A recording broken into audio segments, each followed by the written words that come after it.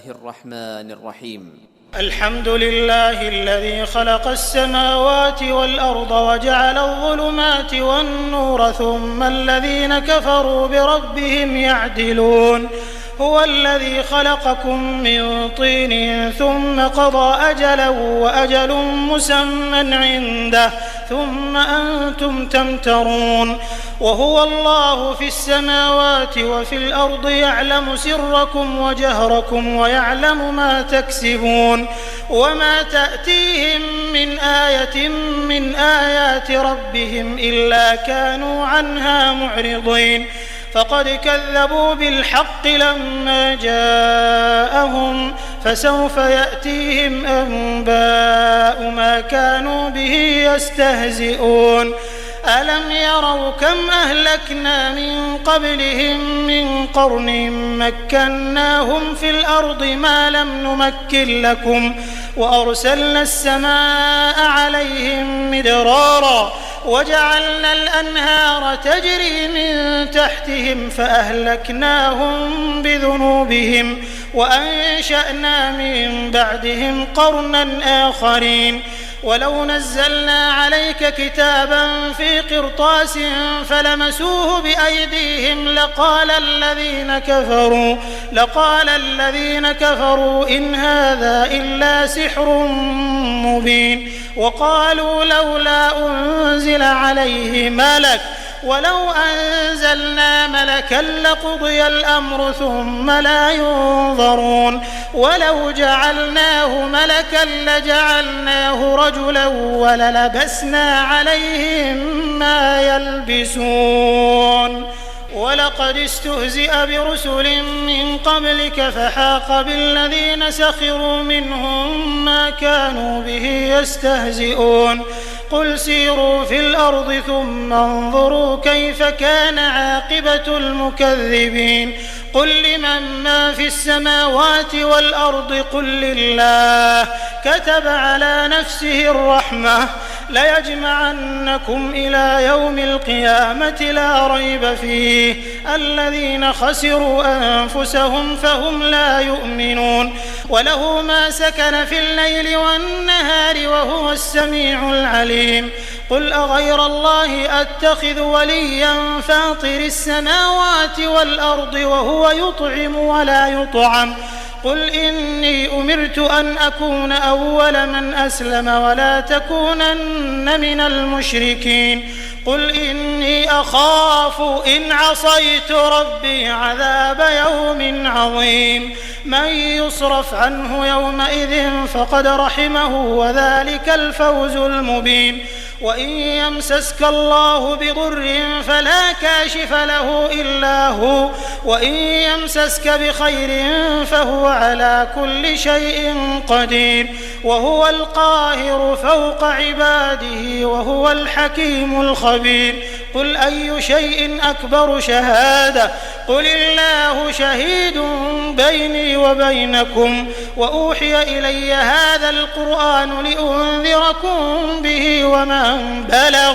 أئنكم لتشهدون أن مع الله آلهة أخرى قل لا أشهد. قل إنما هو إله واحد وإنني بريء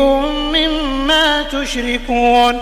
الذين آتيناهم الكتاب يعرفونه كما يعرفون أبناءهم الذين خسروا أنفسهم فهم لا يؤمنون. ومن أظلم ممن افترى على الله كذبا أو كذب بآياته إنه لا يفلح الظالمون. ويوم نحشرهم جميعا ثم نقول للذين أشركوا أين شركاؤكم الذين كنتم تزعمون ثم لم تكن فتنتهم إلا أن قالوا والله ربنا ما كنا مشركين. انظر كيف كذبوا على أنفسهم وضل عنهم ما كانوا يفترون. ومنهم من يستمع إليك وجعلنا على قلوبهم أكنة أن يفقهوه وفي آذانهم وقرا وإن يروا كل آية لا يؤمنوا بها حتى إذا جاءوك يجادلونك يقول الذين كفروا إن هذا إلا أساطير الأولين وهم ينهون عنه وينأون عنه وإن يهلكون إلا أنفسهم وما يشعرون ولو ترى إذ وقفوا على النار فقالوا يا ليتنا نرد ولا نكذب بآيات ربنا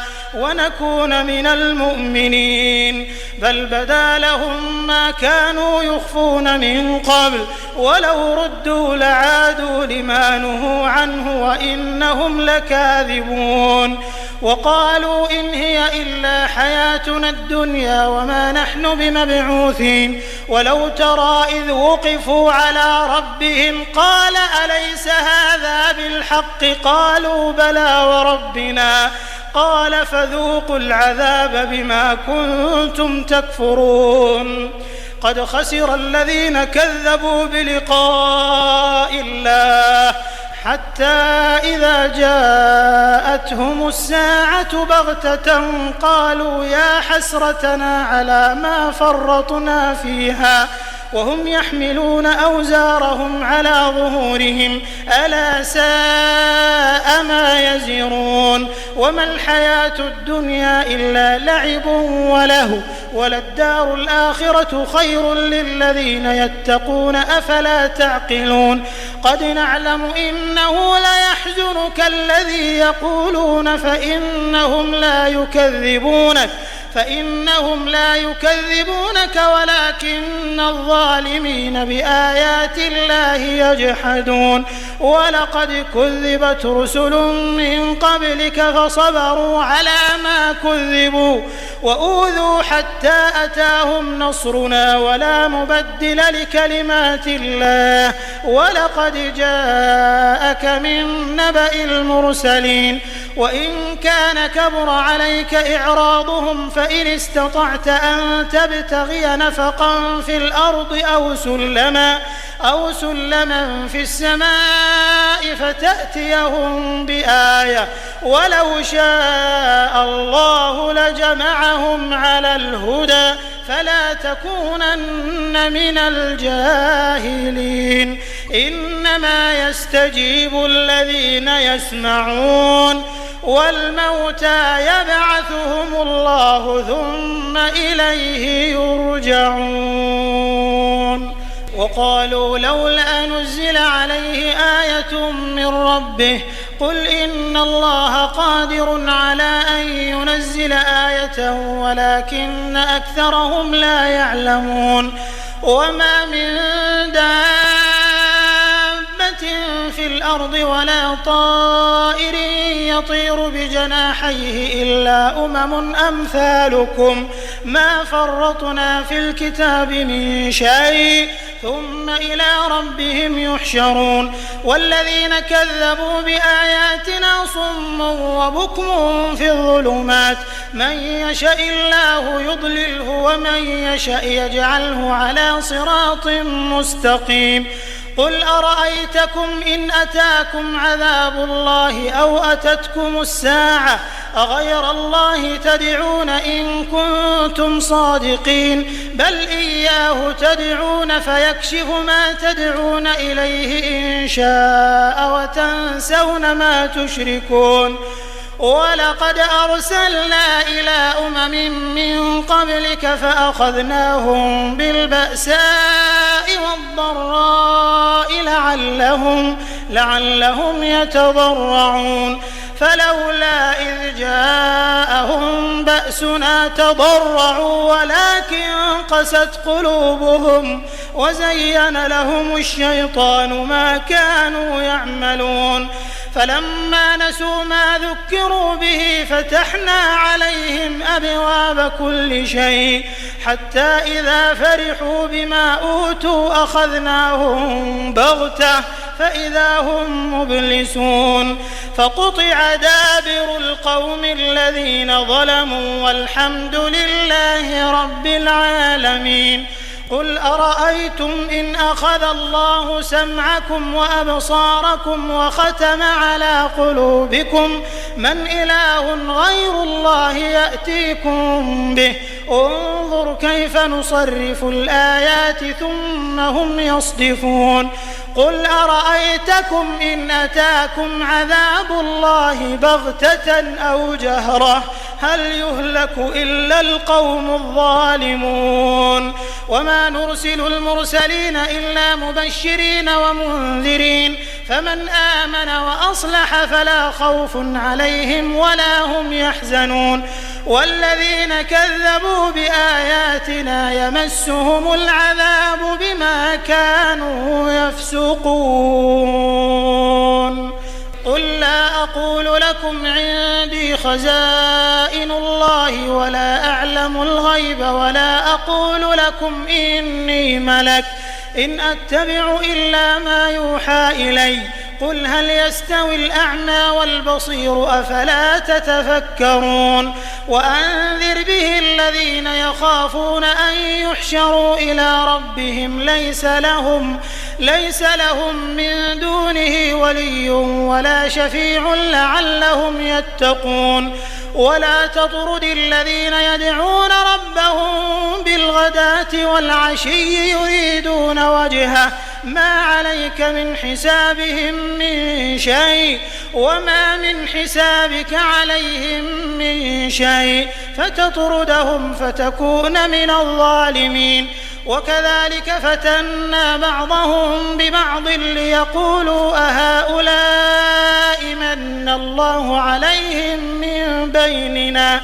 أليس الله بأعلم بالشاكرين. وإذا جاءك الذين يؤمنون بآياتنا فقل سلام عليكم كتب ربكم على نفسه الرحمة أنه من عمل منكم سوءا بجهالة ثم تاب من بعده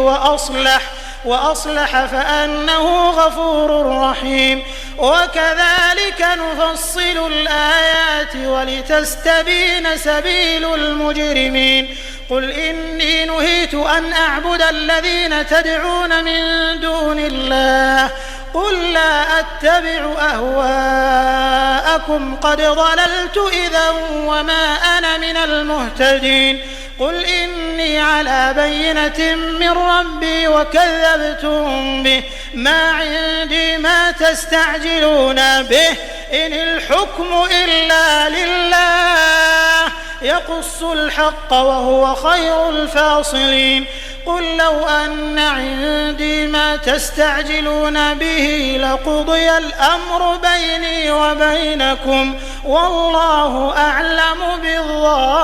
بالظالمين. وعنده مفاتح الغيب لا يعلمها إلا هو ويعلم ما في البر والبحر وما تسقط من ورقة إلا يعلمها ولا حبة في ظلمات الأرض ولا رطب ولا يابس إلا في كتاب مبين. وهو الذي يتوفاكم بالليل ويعلم ما جرحتم بالنهار ثم يبعثكم فيه ليقضى أجل مسمى ثم إليه مرجعكم ثم ينبئكم بما كنتم تعملون. وهو القاهر فوق عباده ويرسل عليكم حفظة حتى إذا جاء أحدكم الموت توفته رسلنا وهم لا يفرطون ثم ردوا إلى الله مولاهم الحق ألا له الحكم وهو أسرع الحاسبين. قل من ينجيكم من ظلمات البر والبحر تدعونه تضرعا وخفية لئن أنجانا من هذه لنكونن من الشاكرين. قل الله ينجيكم منها ومن كل كرب ثم أنتم تشركون قل هو القادر على أن يبعث عليكم عذابا من فوقكم أو من تحت أرجلكم أو يلبسكم شيعا ويذيق بعضكم بأس بعض انظر كيف نصرف الآيات لعلهم يفقهون وكذب به قومك وهو الحق قل لست عليكم بوكيل لكل نبأ مستقر وسوف تعلمون وإذا رأيت الذين يخوضون في آياتنا فأعرض عنهم حتى يخوضوا في حديث غيره وإما ينسينك الشيطان فلا تقعد بعد الذكرى مع القوم الظالمين وما على الذين يتقون من حسابهم من شيء ولكن ذكرى لعلهم يتقون وذر الذين اتخذوا دينهم لعبا ولهوا وغرتهم الحياة الدنيا وذكر به أن تبسل نفس بما كسبت ليس لها من دون الله ولي ولا شفيع وإن تعدل كل عدل لا يؤخذ منها أولئك الذين أبسلوا بما كسبوا لهم شراب من حميم وعذاب أليم بما كانوا يكفرون قل أندعو من دون الله ما لا ينفعنا ولا يضرنا ونرد على أعقابنا بعد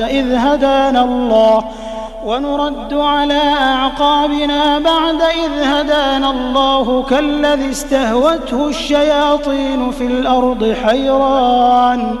حيران له أصحاب يدعونه إلى الهدى ائتنا قل إن هدى الله هو الهدى وأمرنا لنسلم لرب العالمين وأن أقيموا الصلاة واتقوه وهو الذي إليه تحشرون وهو الذي خلق السماوات والأرض بالحق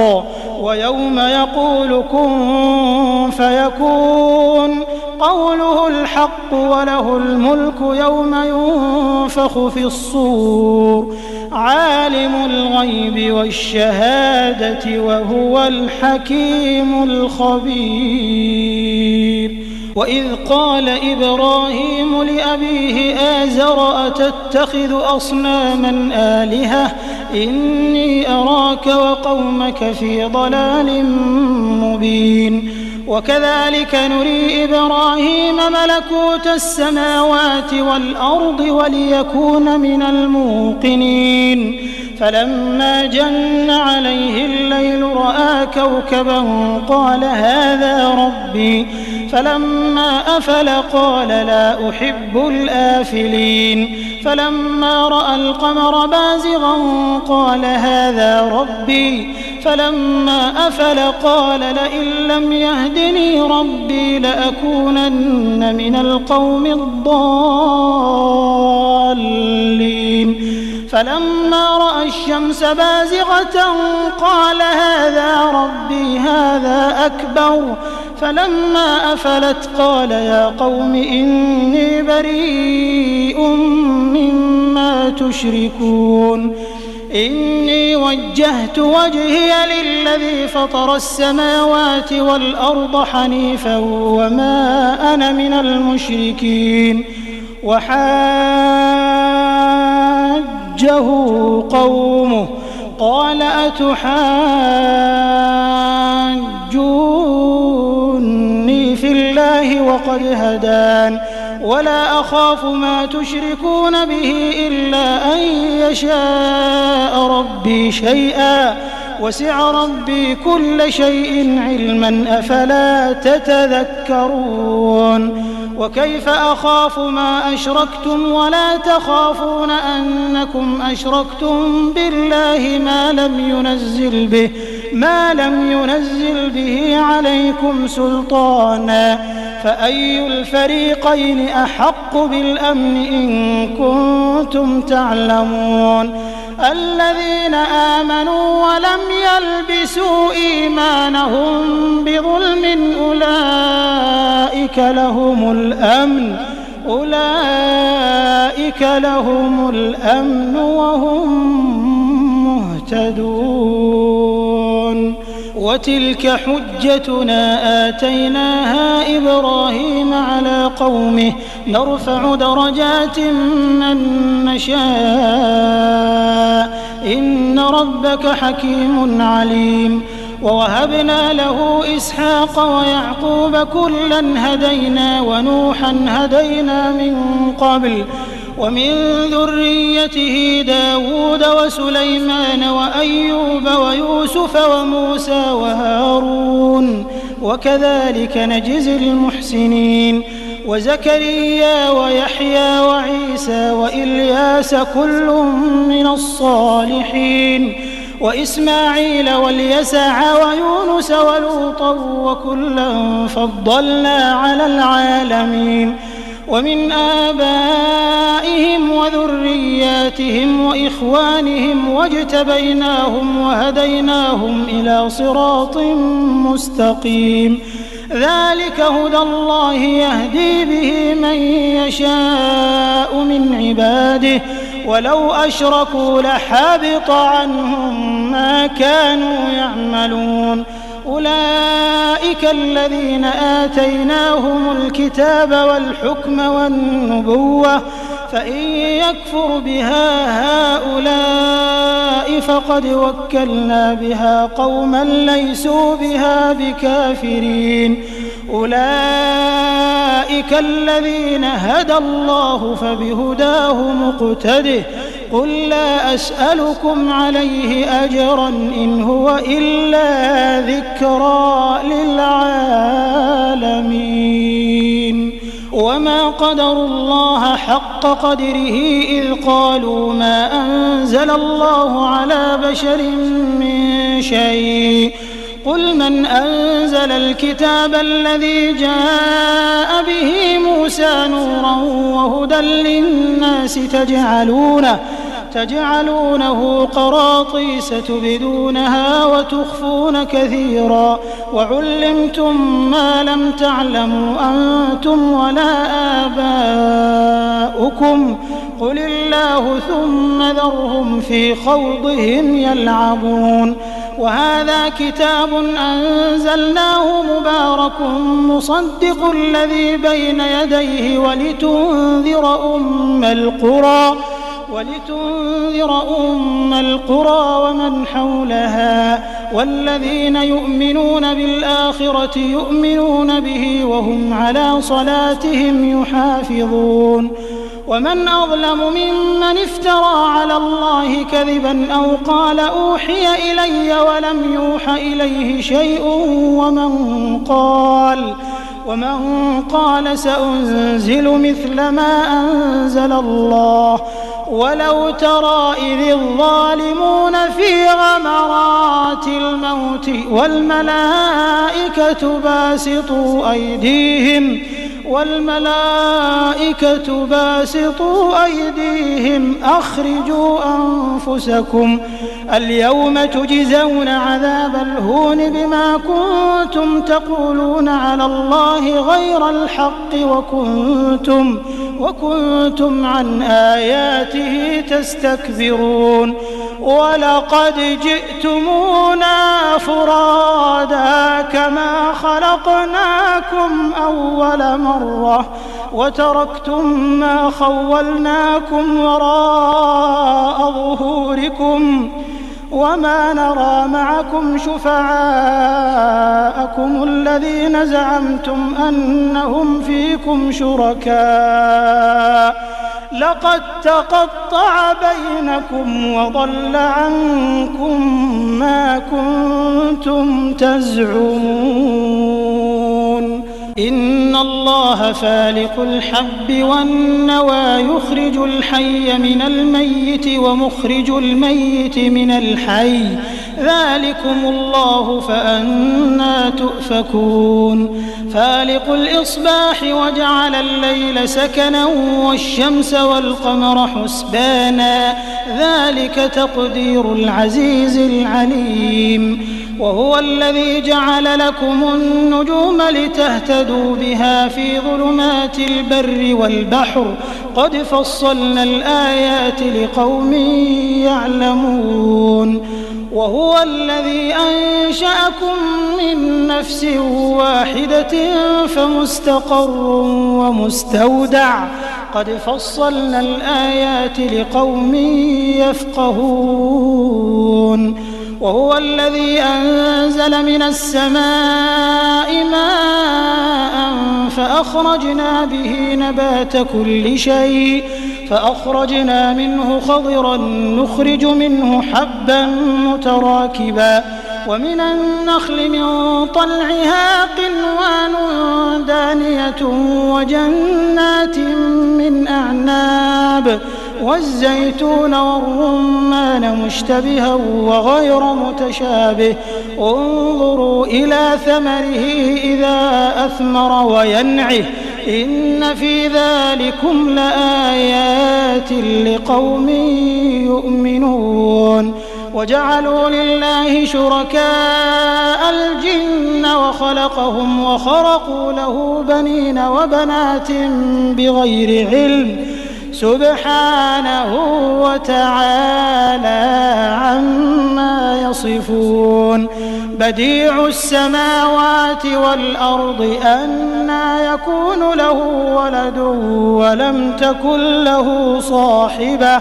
وخلق كل شيء وهو بكل شيء عليم ذلكم الله ربكم لا إله إلا هو خالق كل شيء فاعبدوه وهو على كل شيء وكيل لا تدركه الأبصار وهو يدرك الأبصار وهو اللطيف الخبير قد جاءكم بصائر من ربكم فمن أبصر فلنفسه ومن عمي فعليها وما أنا عليكم بحفيظ وكذلك نصرف الآيات وليقولوا درست ولنبينه لقوم يعلمون اتبع ما أوحي إليك من ربك لا إله إلا هو وأعرض عن المشركين ولو شاء الله ما أشركوا وما جعلناك عليهم حفيظا وما أنت عليهم بوكيل ولا تسبوا الذين يدعون من دون الله فيسبوا الله عدوا بغير علم كذلك زينا لكل أمة عملهم ثم إلى ربهم مرجعهم فينبئهم بما كانوا يعملون وأقسموا بالله جهد أيمانهم لئن جاءتهم آية ليؤمنن بها قل إنما الآيات عند الله وما يشعركم أنها إذا جاءت لا يؤمنون ونقلب أفئدتهم وأبصارهم كما لم يؤمنوا به أول مرة ونذرهم في طغيانهم يعمهون ولو أننا نزلنا إليهم الملائكة وكلمهم الموتى وحشرنا عليهم كل شيء قبلا ما كانوا ليؤمنوا إلا أن يشاء الله ولكن أكثرهم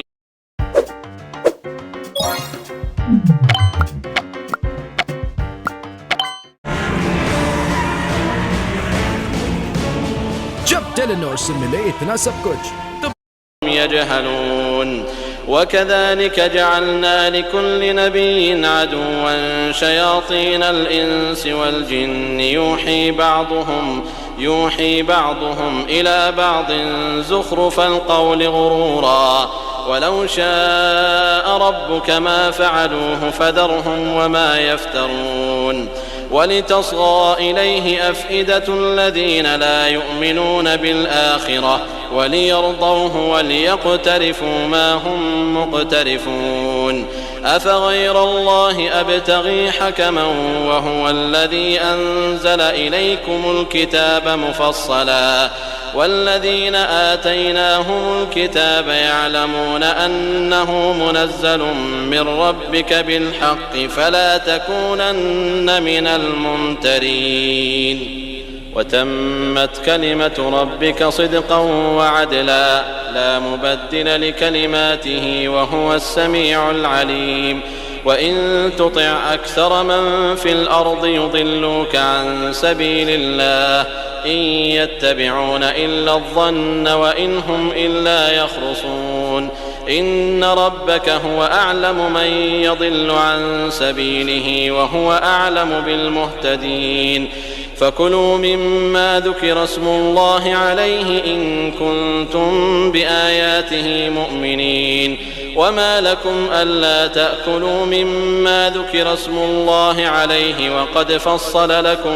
وقد فصل لكم ما حرم عليكم إلا ما اضطررتم إليه وإن كثيرا ليضلون بأهوائهم بغير علم إن ربك هو أعلم بالمعتدين وذروا ظاهر الإثم وباطنه إن الذين يكسبون الإثم سيجزون بما كانوا يقترفون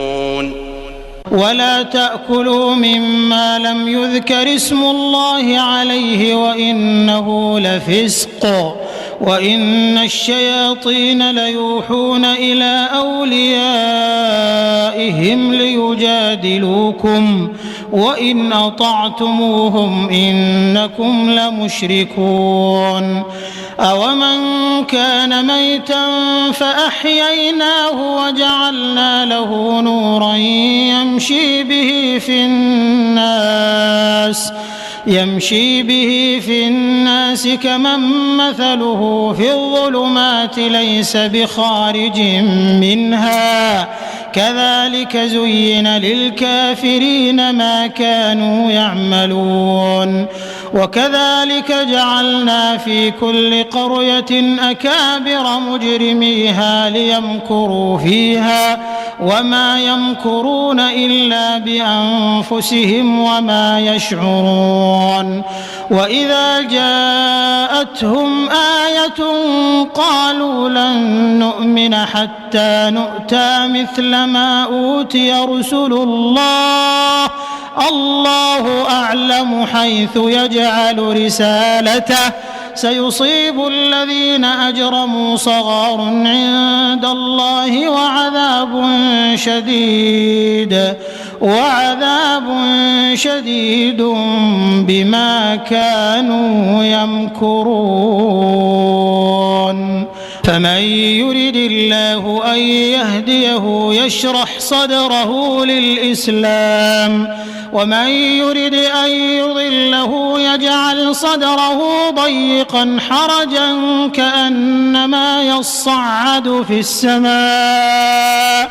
كذلك يجعل الله الرجس على الذين لا يؤمنون وهذا صراط ربك مستقيما قد فصلنا الآيات لقوم يذكرون لهم دار السلام عند ربهم وهو وليهم بما كانوا يعملون ويوم يحشرهم جميعا يا معشر الجن قد استكثرتم من الإنس وقال أولياؤهم من الإنس ربنا استمتع بعضنا ببعض وبلغنا أجلنا الذي أجلت لنا قال النار مثواكم خالدين فيها إلا ما شاء الله إن ربك حكيم عليم وكذلك نولي بعض الظالمين بعضا بما كانوا يكسبون يا معشر الجن والإنس ألم يأتكم رسل منكم يقصون عليكم آياتي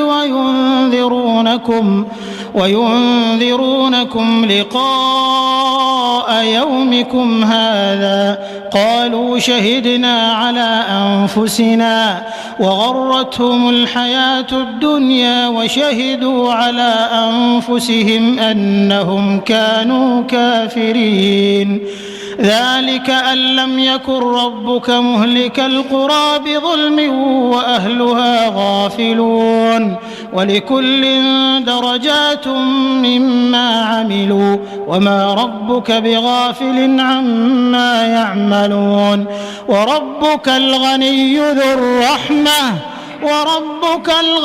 ذو الرحمة إن يشأ يذهبكم ويستخلف من بعدكم ما يشاء كما أنشأكم من ذرية قوم آخرين إنما توعدون لآت وما أنتم بمعجزين قل يا قوم اعملوا على مكانتكم إني عامل فسوف تعلمون من تكون له عاقبة الدار إنه لا يفلح الظالمون وجعلوا لله مما ذرأ من الحرث والأنعام نصيبا فقالوا هذا لله بزعمهم وهذا لشركائنا فما كان لشركائهم فلا يصل إلى الله وما كان لله فهو يصل إلى شركائهم ساء ما يحكمون وكذلك زين لكثير من المشركين قتل أولادهم شركاؤهم ليردوهم وليلبسوا عليهم دينهم ولو شاء الله ما فعلوه فذرهم وما يفترون وقالوا هذه أنعام وحرث حجر لا يطعمها إلا من نشاء بزعمهم وأنعام حرمت ظهورها وأنعام لا يذكرون اسم الله عليها افتراء عليه سيجزيهم بما كانوا يفترون وقالوا ما في بطون هذه الأنعام خالصة لذكورنا ومحرم على أزواجنا وإن يكن ميتة فهم فيه شركاء سيجزيهم وصفهم إنه حكيم عليم قد خسر الذين قتلوا أولادهم سفها بغير علم وحرموا ما رزقهم الله افتراء على الله قد ضلوا وما كانوا مهتدين وهو الذي أنشأ جنات معروشات وغير معروشات والنخل والزرع مختلفا أكله والزيتون والرمان متشابها وغير متشابه كلوا من ثمره إذا أثمر وآتوا حقه يوم حصاده ولا تسرفوا إنه لا يحب المسرفين. ومن الأنعام حمولة وفرشا كلوا مما رزقكم الله ولا تتبعوا خطوات الشيطان إنه لكم عدو مبين. 8 أزواج من الضأن 2 ومن المعز 2 قل الذكرين حرم أم الأنثيين أما اشتملت عليه أرحام الأنثيين نبئوني بعلم إن كنتم صادقين. ومن الإبل 2 ومن البقر 2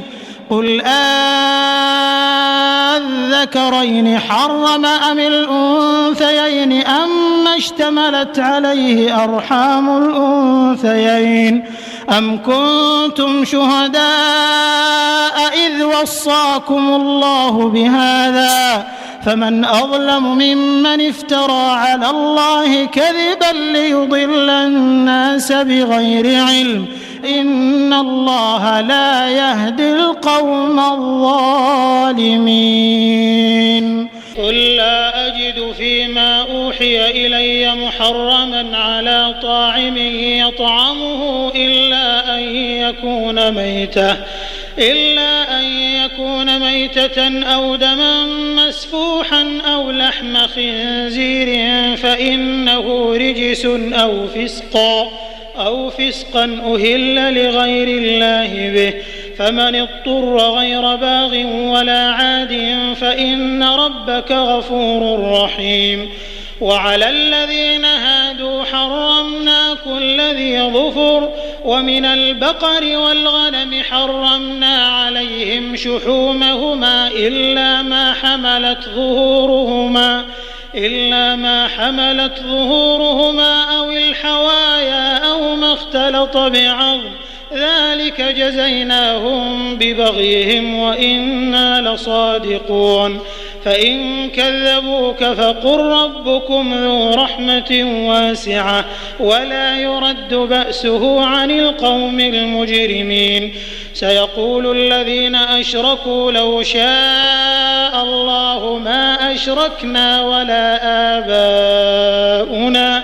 ولا حرمنا من شيء كذلك كذب الذين من قبلهم حتى ذاقوا بأسنا قل هل عندكم من علم فتخرجوه لنا إن تتبعون إلا الظن وإن أنتم إلا تخرصون. قل فلله الحجة البالغة فلو شاء لهداكم أجمعين. قل هلم شهداءكم الذين يشهدون أن الله حرم هذا فإن شهدوا فلا تشهد معهم ولا تتبع أهواء الذين كذبوا بآياتنا والذين لا يؤمنون بالآخرة وهم بربهم يعدلون. قل تعالوا أتل ما حرم ربكم عليكم ألا تشركوا به شيئا وبالوالدين إحسانا ولا تقتلوا أولادكم من إملاق نحن نرزقكم وإياهم ولا تقربوا الفواحش ما ظهر منها وما بطن ولا تقتلوا النفس التي حرم الله إلا بالحق ذلكم وصاكم به لعلكم تعقلون. ولا تقربوا مال اليتيم إلا بالتي هي أحسن حتى يبلغ أشده وأوفوا الكيل والميزان بالقسط لا نكلف نفسا إلا وسعها وإذا قلتم فاعدلوا ولو كان ذا قربى وبعهد الله أوفوا ذلكم وصاكم به لعلكم تذكرون. وأن هذا صراطي مستقيما فاتبعوه ولا تتبعوا السبل فتفرق بكم عن سبيله ذلكم وصاكم به لعلكم تتقون ثم آتينا موسى الكتاب تماما على الذي أحسن وتفصيلا لكل شيء وهدى ورحمة لعلهم بلقاء ربهم يؤمنون وهذا كتاب أنزلناه مبارك فاتبعوه واتقوا لعلكم ترحمون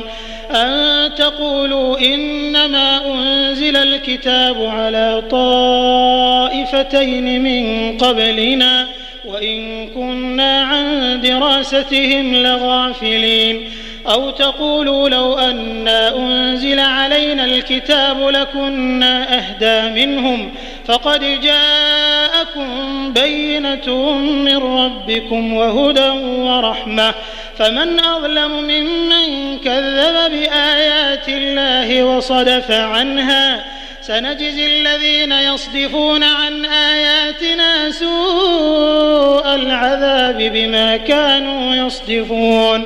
هل ينظرون إلا أن تأتيهم الملائكة أو يأتي ربك أو يأتي بعض آيات ربك يوم يأتي بعض آيات ربك لا ينفع نفسا إيمانها لم تكن آمنت من قبل أو كسبت في إيمانها خيرا قل انتظروا إنا منتظرون إن الذين فرقوا دينهم وكانوا شيعا لست منهم في شيء إنما أمرهم إلى الله ثم ينبئهم بما كانوا يفعلون من جاء بالحسنة فله 10 أمثالها ومن جاء بالسيئة فلا يجزى إلا مثلها وهم لا يظلمون قل إنني هداني ربي إلى صراط مستقيم دينا قيما ملة إبراهيم حنيفا وما كان من المشركين قل إن صلاتي ونسكي ومحياي ومماتي لله رب العالمين لا شريك له وبذلك أمرت وأنا أول المسلمين قل أغير الله أبغي ربا وهو رب كل شيء ولا تكسب كل نفس إلا عليها ولا تزر وازرة وزر أخرى ثم إلى ربكم مرجعكم فينبئكم بما كنتم فيه تختلفون وهو الذي جعلكم خلائف الأرض ورفع بعضكم فوق بعض درجات ليبلوكم فيما آتاكم إن ربك سريع العقاب وإنه لغفور رحيم